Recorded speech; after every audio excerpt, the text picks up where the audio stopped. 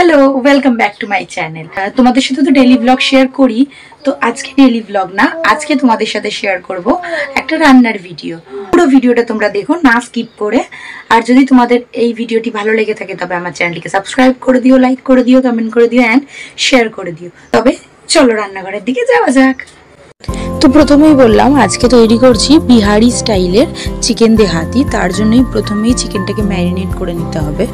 তার জন্য হলুদ, নুন আর সরষের তেল ইউজ করব। যেহেতু এটা বিহারি রান্না সেহেতু সরষের তেলটা কিন্তু মাস্ট।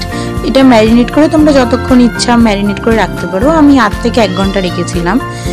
যতক্ষণ মাংসটা ম্যারিনেট হচ্ছে ততক্ষণ আমি একটা পেস্ট রেডি করে নেব, যেটার মধ্যে আমি আদা, রসুন আর দিয়েছি শুকনো লঙ্কা আর গোটা গোলমরিচ আর কিছুটা পরিমাণ জিরে আর গোটা ধনে। এটার একটা ফাইন পেস্ট আমি তৈরি করে সাইডে রেখে দেব। এই যে পেস্টটা ঠিক এরকম দেখতে হবে। আমি একটু জলও অ্যাড করেছিলাম। তারপরে এবার মেন রান্নার দিকে যাব। বললামই সর্ষের তেলেই হবে রান্নাটা। আমি কটা আলু ফ্রাই করে নিচ্ছি।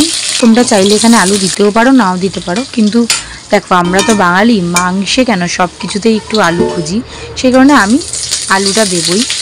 এবার ফোড়নের জন্য আমি দিয়ে দিচ্ছি তেজপাতা, শুকনো লঙ্কা আর গোটা জিরে আর গোটা গরম মশলা, সব কিছুই আর কি গরম মশলা আর কাঁচা পেঁয়াজ। এটা ভালো করে ভেজে নেব তেলে অনেকক্ষণ ধরে। ভাজা হয়ে গেলে মাংসটা অ্যাড করে দেব এবং মাংসটাও বেশ 5 মিনিট হাই ফ্লেমে ভালো করে ভাজবো। ভাজা হয়ে গেলে এর মধ্যে অ্যাড করে দেব টমেটো আর যে পেস্টটা তৈরি করে রেখেছিলাম সেই পেস্টটা অ্যাড করে দেবো। দিয়ে হাই ফ্লেমেই ভালো করে কিছুক্ষণ নাড়াচাড়া করার পর যেই দেখছি কি মশলাটা হয়তো লেগে যেতে পারে, সেই কারণে যেই বাটি দেওয়া জলটা সেটাও অ্যাড করে দেবো। তারপরে দিয়ে দেবো হলুদ গুঁড়ো আর কাশ্মীরি লঙ্কার গুঁড়ো দিয়ে চাপা দিয়ে বেশ অনেকক্ষণ ধরে কষবো। বারবার চাপা দেবো, বারবার আর কি কষবো এইভাবে। আর তার মাঝে আমি আলুটাও অ্যাড করে দেবো, কারণ আলুটা না তো পরে আর সিদ্ধ হতে চাইবে না। কি সুন্দর রং এসেছে দেখেছো? আমি একটু চেক করে দেখে নিলাম যে আলুটা সেদ্ধ হয়েছে কিনা। তারপরে কিছুক্ষণ আরও চাপা দিয়ে রান্না করার পর এবার এই রান্নার মেন জিনিস, সেটা হচ্ছে একটা তড়কা দেবো, যেটা বলে না যে ছক দেওয়া, সেই রকম ঘিয়ের মধ্যে একটু কটুকরো আর কি রসুন কুচি করে দিয়েছি, গোটা জিরে আর শুকনো লঙ্কা দিয়ে আলাদা করে ভেজে নিয়ে এইটা মাংসে অ্যাড করে দেবো।